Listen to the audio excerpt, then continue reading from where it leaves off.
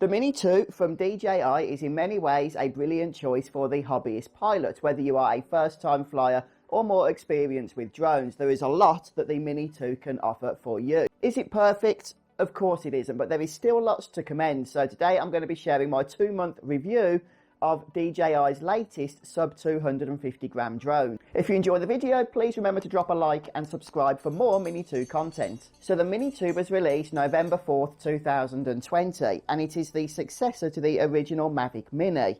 Although the original Mini was a popular choice of drone due to its small size, it also had a number of shortcomings. However, DJI has clearly worked hard to ensure that some of the problems that people had with the original Mavic Mini would not be present in the Mini 2.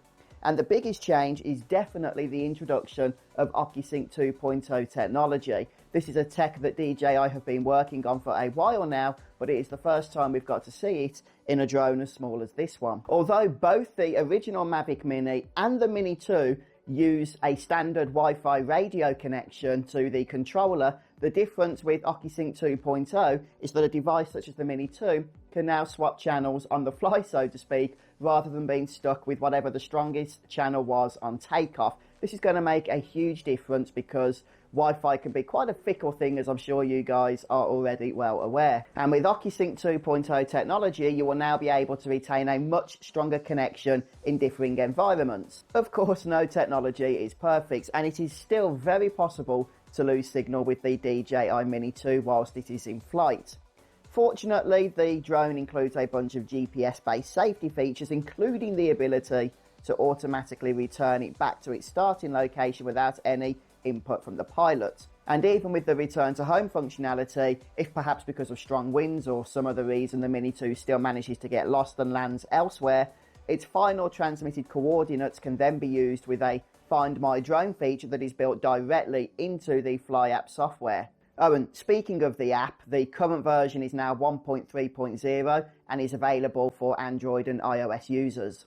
And for the most part, yes, it is a functional piece of software that's going to give you all of the information for your flight that will be required. However, before your first takeoff, it's important, of course, you familiarise yourself with the various pieces of information and telemetry that are displayed throughout the interface. But you also have the ability to change various settings, including your preferred units for speed and distance, and just exactly how the interface displays that information. You can also adjust the sensitivity of the drone's response to your commands should you wish to do so. For those that are going to be upgrading from the original Mavic Mini, you will notice quite a substantial change to the controller.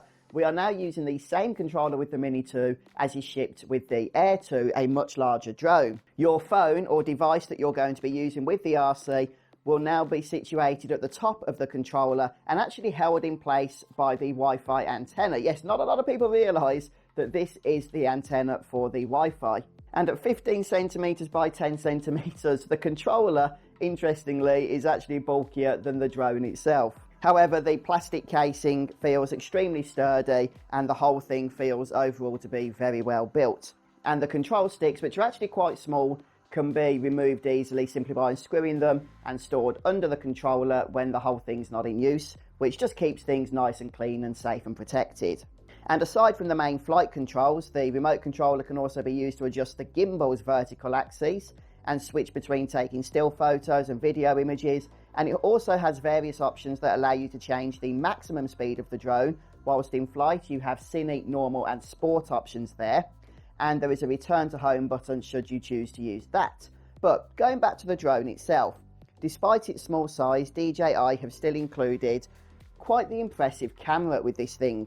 Resting on its 3-axis gimbal, the camera will be able to provide you with buttery smooth and steady images. Some of you may be familiar with various action cameras and the like that provide software stability. Well, the gimbal is a hardware stability device, so it's far more appropriate for something such as a drone. Fair enough, the 12 megapixel sensor is simply not going to be able to compete with some of the Mini 2's larger companions that exist on the market, and it's certainly going to fall short when you're operating the drone in low light conditions. The screen itself is absolutely pitch black, which means we're not going to be able to actually see an image on the screen. There's just no lighting around here.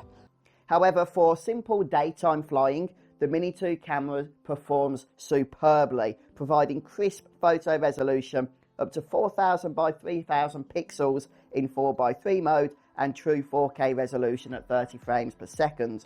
You will also have the option of recording at 24-25 FPS just for those more cinematic shots, or if you don't mind dropping the resolution a little, you can even record up to 60 frames per second for more impressive slow motion shots. The camera does a fine job in auto exposure mode, which is what it's set to by default, but you can of course change that to manual settings, and combine the manual settings with perhaps an ND filter will allow you to get the best possible video. And as a side note, although the drone's camera is going to be recording in high definition video, the actual live view that's transmitted back to your mobile device is going to be at a maximum of 720p 30 frames per second. And also, unlike some of the larger drones from DJI, there is no Cine-like recording mode for the Mini 2, which means that you are stuck with recording MP4 format, along with video being stuck in whatever the colour profile is that DJI have included. However, for still photos, there is a RAW option if you want to go ahead and take pictures in both JPEG and RAW to apply your own colour grading later on. Of course, that's all optional, but it's nice that you can at least do that with the pictures. Now, one of the awesome features of the Mini 2 is the ability to take quick shots, and there are numerous options for you to choose from. You simply need to select the quick shot that you want, choose your subject, and click start, and then the drone's going to do all of the work for you. Once the quick shot's finished, the Mini 2 will simply return to its starting position automatically. It is a neat feature, and I have found myself using quick shots quite regularly. Just remember to make sure you check your surroundings, because one of the negatives of the DJI Mini 2 is that there is no obstacle avoidance sensors. Well, actually, there is a downward sensor, which is there mainly so that you don't crash the drone on landing, but apart from that, there is nothing else provided. So there's no sideways sensors, no front or back, and certainly nothing on the top, which means you're heading for a tree, the first your drone is going to know about it is when it whacks straight into it. So a little bit disappointing that there's absolutely, apart from that downward landing sensor, nothing of note in terms of obstacle avoidance, but hopefully maybe that's something that DJI will be able to squeeze onto the Mini 3. And also, due to the drone's small size, it's very important to be fully aware of the current wind conditions. The drone is itself rated for winds up to 10.5 meters per second, which is about 23 miles per hour. And while that's okay, I think, like when there's the odd gust, if the conditions are 23 miles an hour constantly, you really do not want to be flying this thing. Just make sure that you download one of many free apps that are available that will tell you a rough idea of what the current weather conditions are for your area before flying. And make sure as well you know the direction of the wind so that you can fly out against it, knowing that at the very least you'll be able to fly back with it. It's quite windy out here today. Pretty obvious it's not going to be suitable flying conditions. However, sometimes you can't always tell just by being on the ground, and that's where those free apps are really going to come into their own.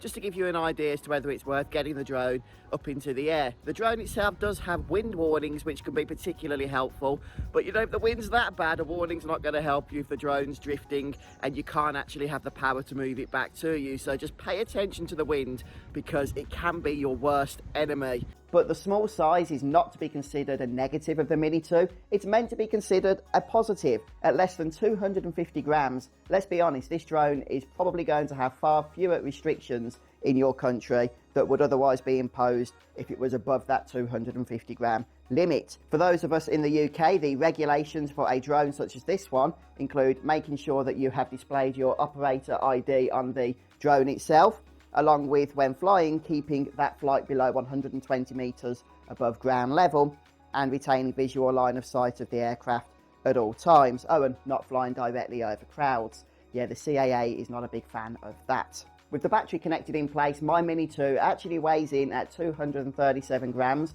which gives me about 12 grams to play with for various accessories. That means if I want to use ND filters or the Cree lights that I've shown in another video to increase the visual line of sight, I can actually play about and do that, because that still doesn't bring it over the 250 gram limit. However, other accessories such as propeller guards, for example, are likely going to do exactly that and bring your drone above that limit, so you might just want to consider not using those types of accessories unless you actually don't mind flying within the regulations of a larger drone. When it comes to actually purchasing the Mini 2, it is available in two packages. There is the basic package, which effectively includes the drone and the controller, along with a couple of other bits, but nothing too major. But there is also the combo pack, which is what I would personally recommend, and that includes 3 batteries in total. So the battery that comes with the drone plus an additional 2 extra, a charging port or pack, so you can charge all 3 batteries together.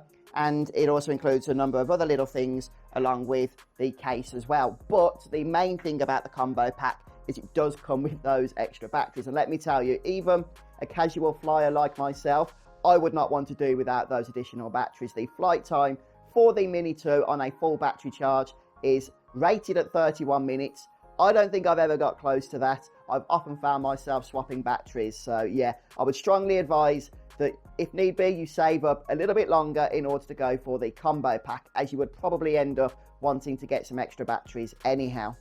So does it do great in winds? No. Does it do great in low light? Absolutely not. However, despite the negatives, in my opinion, the Mini 2 is fantastic, and I'm really pleased with it. As a first-time drone owner, it's just been so much fun being able to see my area from a completely different perspective, and the Mini 2 is so easy to use. And of course, it includes a bunch of features that just make the overall flying experience a joyous one. So would I recommend the DJI Mini 2? I don't think it will come as a surprise to say, yes, I would.